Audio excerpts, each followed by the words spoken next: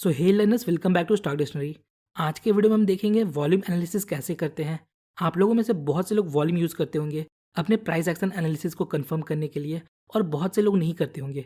But अगर आप price action में वॉल्यूम का यूज़ नहीं करते हो तो मेरी बात मानिए, आप एक बहुत यूज़फुल चीज़ को अवॉइड कर रहे हो। जैसे volume without price action incomplete है, वैसे ही price action without volume incomplete है। क्योंकि सपोज अगर कोई कैंडलस्टिक पैटर्न फॉर्म हो रहा है और उसमें वॉल्यूम नहीं है, तो वो कैंडलस्टिक पैटर्न कभी भी फॉल्स हो सकता है। तो आज के वीडियो में हम सीखेंगे कैसे हम वॉल्यूम को प्राइस एक्शन के साथ कंबाइन करके ट्रेड ले सकते हैं। So first of all, what is volume? Volume क्या है? वॉल्यूम का मतलब होता है the total number of shares traded in a specific time period. Suppose हमने डेली टाइम फ्रेम सेट किया है, और जब हम चार्ट पर वॉल्यूम अप्लाई करते हैं तो ये कुछ इस प्रकार दिखता है। हमारे पास कुछ बार सामने आते हैं, तो एवरी सिंगल कैंडल 1 डे का है और उसके साथ एक वॉल्यूम बार है। तो ये बार बताता है उस एक दिन में कितने नंबर ऑफ शेयर ट्रेड हुए हैं। अगर टाइम फ्रेम 1 आवर का होता तो ये बार बताता कि 1 घंटे में कितने नंबर ऑफ शेयर ट्रेड हुए हैं। नेक्स्ट, अब देखिए, ये बार्स आपस में छोटे बड़े हैं। छोटे बार्स का मतलब वॉल्यूम लो है, उस पर्टिकुलर टाइम पीरियड में ट्रांजेक्शन कम हुए हैं। और बड़े बार्स का मतलब वॉल्यूम हाई है, मतलब उस पर्टिकुलर टाइम पीरियड में ट्रांजेक्शन ज़्यादा हुए हैं। अब इस चीज़ को ध्यान से समझिए। In the world of technical analysis, volume और प्राइस, ये दो चीज़ें ही लीडिंग होते हैं, मतलब हमें फास्ट सिग्नल देते हैं। और बाकी जो भी इंडिकेटर्स है वो लैगिंग है, मतलब जो लेट सिग्नल देते हैं। इसके पीछे का रीज़न एकदम सिंपल है। देखिए, जो भी इंडिकेटर आप यूज़ करते हो वो या तो प्राइस से बना होता है, या वॉल्यूम से बना होता है, या वॉल्यूम और प्राइस को मिक्स करके बनता है। तो पहले प्राइस और वॉल्यूम में सिग्निफिकेंट चेंजेस आते हैं, फिर इंडिकेटर उन्हें रीड करता है और उनके बेस पर आपको सिग्नल्स देता है। तो अगर आप वॉल्यूम और प्राइस एक्शन पर फुल फोकस और डिटेल स्टडी रखते हो तो लिटरली आपको किसी भी इंडिकेटर को देखने की ज़रूरत नहीं है। तो वॉल्यूम और प्राइस एक्शन को कंबाइन करके ट्रेड कैसे लेते हैं, उसके कुछ रूल्स देखते हैं। Number 1, trade breakout with volume confirmation. मतलब अगर आप चार्ट पैटर्न्स या ब्रेकआउट पर ट्रेड लेते हो तो आप वॉल्यूम का यूज़ करके अपने एक्यूरेसी को बढ़ा सकते हो और फॉल्स ब्रेकआउट या फॉल्स ब्रेकडाउन से बच सकते हो।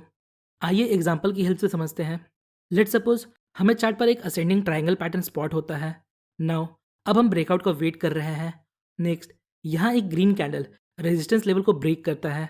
अब देखिए, जेन्युइन ब्रेकआउट को कैसे आइडेंटिफाई करना है, इस पर मैंने ऑलरेडी डिटेल वीडियो बनाया है, जिसमें से एक टेक्निक है वॉल्यूम।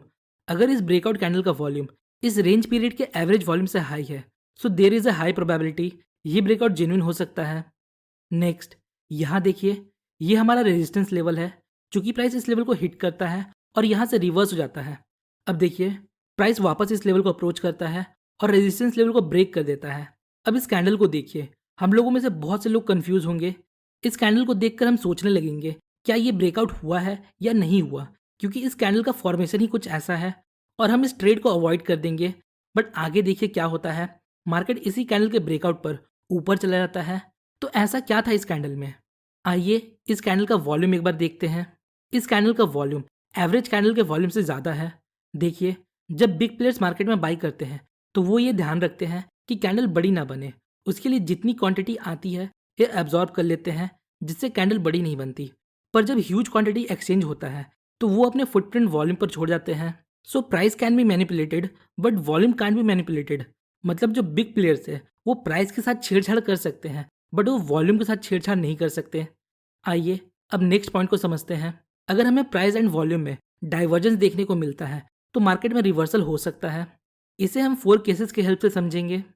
केस नंबर 1, प्राइस बढ़ रहा है और वॉल्यूम भी बढ़ रहा है। केस नंबर 2, प्राइस बढ़ रहा है पर वॉल्यूम घट रहा है। तो इन दोनों में क्या डिफरेंस है? अगर हम वॉल्यूम इंडिकेटर नहीं लगाते तो हमें दोनों में सेम प्राइस एक्शन देखने को मिलेगा। यहाँ भी price higher high and higher low बनाता है, और यहाँ भी।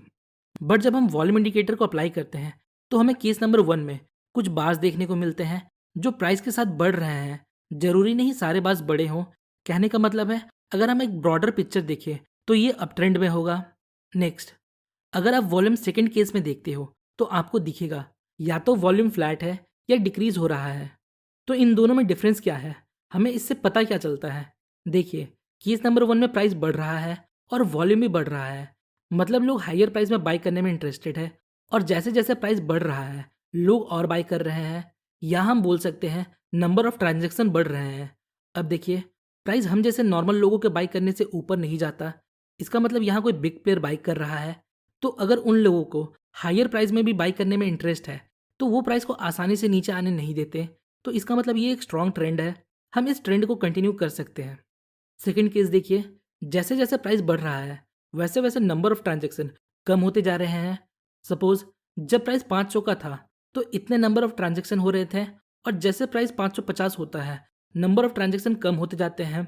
इसका मतलब ज़्यादा लोग यहाँ महंगे में खरीदने में इंटरेस्टेड नहीं है। बट इसका मतलब ये बिल्कुल नहीं कि ये बेरिस है, ये एक वीक ट्रेंड है। तो हम ये समझ सकते हैं यहाँ बिग मनी इन्वॉल्व नहीं है। हमें ऐसे ट्रेंड को अवॉइड करना चाहिए, क्योंकि ये ट्रेंड आगे जाकर रिवर्स हो सकता है या साइडवेज हो सकता है। आइए अब केस नंबर 3 और 4 को समझते हैं। केस नंबर 3, प्राइस गिर रहा है बट वॉल्यूम बढ़ रहा है। केस नंबर 4, प्राइस गिर रहा है और वॉल्यूम भी कम हो रहा है। तो दोनों केस में प्राइस लोअर लो बना रहे हैं, बट केस नंबर 3 में वॉल्यूम बढ़ रहा है और केस नंबर 4 में वॉल्यूम घट रहा है।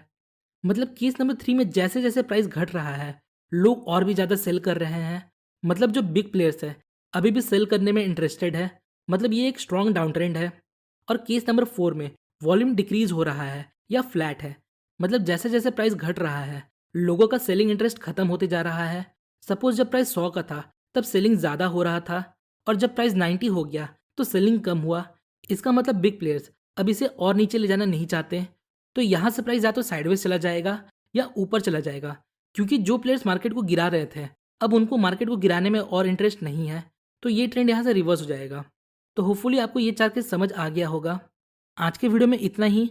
सो होपफुली गाइस आपको इस वीडियो से थोड़ी इन्फॉर्मेशन मिली होगी। अगर आपको वीडियो इन्फॉर्मेटिव लगी तो वीडियो को लाइक और चैनल को सब्सक्राइब जरूर करें। मिलते हैं नेक्स्ट वीडियो में, तब तक के लिए best of luck for stock.